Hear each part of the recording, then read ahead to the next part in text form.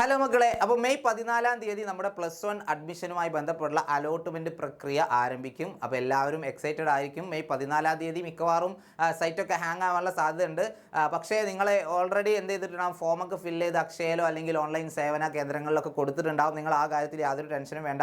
നിങ്ങളൊരു 15-ാം തീയതി 16-ാം തീയതി ആകുമ്പോൾ അവരൊന്ന് വിളിച്ച് ഓർമ്മപ്പെടുത്തണം ഞങ്ങളുടെ അപേക്ഷ എന്താ എന്നുള്ളത് തീർച്ചയായിട്ടും നിങ്ങൾ ചോദിച്ചറിയണം കേട്ടോ. ഓക്കെ, അവരെ ഏൽപ്പിച്ചങ്ങ് പോന്നിട്ട് അവസാനം ലാസ്റ്റ് ഡേറ്റിൽ അത് ചെയ്തില്ലേ എന്ന് ചോദിക്കുന്ന രീതിയിലേക്ക് റെസ്പോൺസിബിൾ ആയിട്ട് ആരും പെരുമാറരുത്. അവർ നിങ്ങൾ അപ്ലിക്കേഷൻ ഇങ്ങനെ ഒരു സ്ഥാപനത്തെയാണ് ഏൽപ്പിച്ചിട്ടുള്ളത് എങ്കിൽ തീർച്ചയായിട്ടും 2 ദിവസം കഴിയുമ്പോൾ നിങ്ങൾ എന്ത് ചെയ്യണം, കോൺടാക്ട് ചെയ്തിട്ട് എന്തായി അതിൻ്റെ അപ്ഡേറ്റ് എന്നുള്ള കാര്യം തീർച്ചയായിട്ടും ചോദിച്ചറിയണം.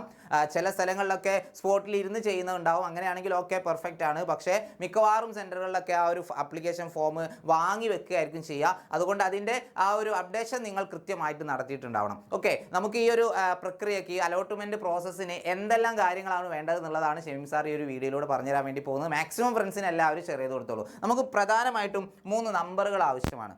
ഒന്ന് നമ്മുടെ രജിസ്റ്റർ നമ്പർ, നമ്മുടെ SSLC രജിസ്റ്റർ നമ്പർ. അത് നിർബന്ധമായിട്ടും നിങ്ങളുടെ എല്ലാവരുടെ കയ്യിലും ഉണ്ടാവും. നിങ്ങൾക്ക് അറിയുന്നതായിരിക്കും, നിങ്ങൾ ഒരിക്കലും മറക്കാനും പോകുന്നില്ല ആ നമ്പർ.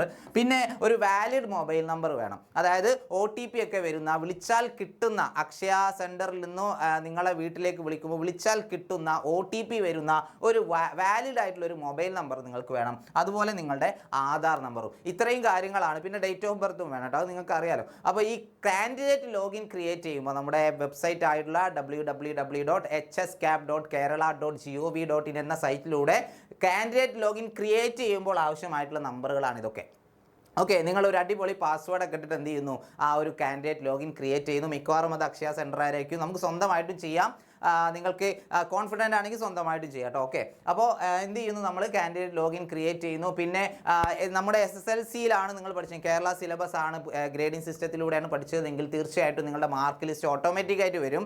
അതല്ല മറ്റു സിലബസ് ഒക്കെ ആണെങ്കിൽ, അതായത് CBSE ICSE പോലെയുള്ള സിലബസിലാണ് നിങ്ങളുടെ മാർക്ക് ലിസ്റ്റ് നിങ്ങൾ എന്ത് ചെയ്യേണ്ടി വരും, അവിടെ കൊടുക്കേണ്ടി വരും. ഓക്കെ, അക്ഷയ സെൻറ്ററിൽ കൊടുക്കേണ്ടി വരും. നിങ്ങൾക്ക് ആവശ്യമാണ്. മാർക്ക് ലിസ്റ്റ് ഒക്കെ ഒന്ന് കമ്പയർ ചെയ്ത് നോക്കേണ്ടി വരും. നിങ്ങളുടെ ശരിക്കുള്ള റിസൾട്ടും ഈ ഒരു സൈറ്റിൽ വന്നിട്ടുള്ള റിസൾട്ടും ഒന്നാണോ എന്ന് നിങ്ങൾ എന്ത് ചെയ്യണം, ചെക്ക് ചെയ്യേണ്ടി വരും. ഓക്കെ, SSLCയുടെ കാര്യത്തിൽ യാതൊരു ടെൻഷനും വേണ്ട, അത് കറക്റ്റായിട്ടായിരിക്കും വരുന്നുണ്ടാവുക. ഓക്കെ, പിന്നെ വേണ്ടത് ഇത്രയും കാര്യങ്ങളാണ്. അതായത് സർട്ടിഫിക്കറ്റുകൾ വേണം അല്ലേ.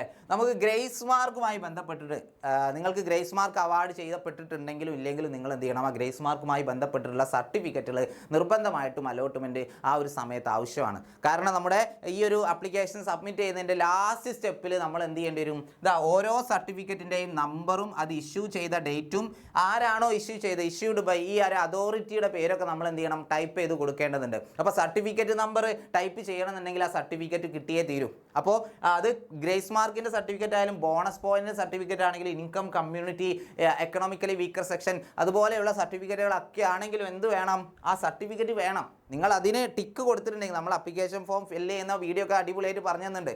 എങ്ങനെയാണ് അപ്ലിക്കേഷൻ ഫോം ഫില്ല് ചെയ്യുക എന്നുള്ള കാര്യം പറഞ്ഞു തന്ന സമയത്ത് ചില ആളുകൾക്ക് ഇങ്ങനെയുള്ള സർട്ടിഫിക്കറ്റുകൾ വേണമെന്നും പറഞ്ഞിരുന്നു അല്ലേ. അപ്പോൾ ബോണസ് പോയിന്റിലാണ് നമ്മുടെ സ്വിമ്മിംഗ് സർട്ടിഫിക്കറ്റ്, അതുപോലെ ക്ലബ്ബ് സർട്ടിഫിക്കറ്റുകളൊക്കെ വരുന്നത്. അപ്പോൾ ഈ സർട്ടിഫിക്കറ്റുകൾ നിങ്ങളുടെ കയ്യിൽ ഉണ്ടെങ്കിൽ മാത്രമേ നിങ്ങൾ ടിക്ക് ചെയ്യാൻ പാടുള്ളൂ. ഈ ഒരു അപ്ലിക്കേഷൻ ഫൈനൽ കൺഫർമേഷൻ നടത്തണമെങ്കിൽ എന്ത് ചെയ്യണം, ആ സർട്ടിഫിക്കറ്റുകളുടെ നമ്പറും ഇഷ്യൂ ഡേറ്റും ഇഷ്യൂഡ് ബൈ അങ്ങനെയുള്ള കാര്യങ്ങൾ ഫില്ല് ചെയ്യേണ്ടതുണ്ട്. ഓക്കെ, അപ്പോൾ സ്കൂളിൽ നിന്ന് ആ സർട്ടിഫിക്കറ്റ് കിട്ടിയിട്ടില്ലെങ്കിൽ നമുക്ക് എന്ത് ചെയ്യാൻ പറ്റില്ല, ഇത് ഫൈനൽ കൺഫർമേഷൻ കൊടുക്കാൻ വേണ്ടി പറ്റില്ല, ഫൈനൽ സബ്മിഷൻ കൊടുക്കാൻ വേണ്ടി പറ്റില്ല.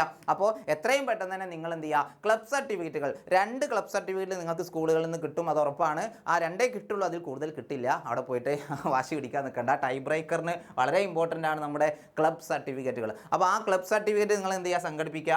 അതിൻ്റെ സർട്ടിഫിക്കറ്റ് നമ്പറും ഇഷ്യൂ ഡേറ്റും ഇഷ്യൂഡ് ബൈ നിങ്ങൾക്ക് ആവശ്യമായി വരും. ഓക്കെ അല്ലേ മക്കളെ. അപ്പോൾ ഗ്രേസ് മാർക്കിന് SPC, സ്കൗട്ട് ആൻഡ് ഗൈഡ് ഇതുപോലെയുള്ളതിന് ഗ്രേസ് മാർക്ക് അവാർഡ് ചെയ്തിട്ടുണ്ടെങ്കിലും ഇല്ലെങ്കിലും നിങ്ങളുടെ മാർക്ക് ലിസ്റ്റ് കിട്ടുമ്പോൾ തന്നെ അറിയാം, താഴെ എഴുതിയിട്ടുണ്ടാവും ഗ്രേസ് മാർക്ക് അവാർഡഡ്.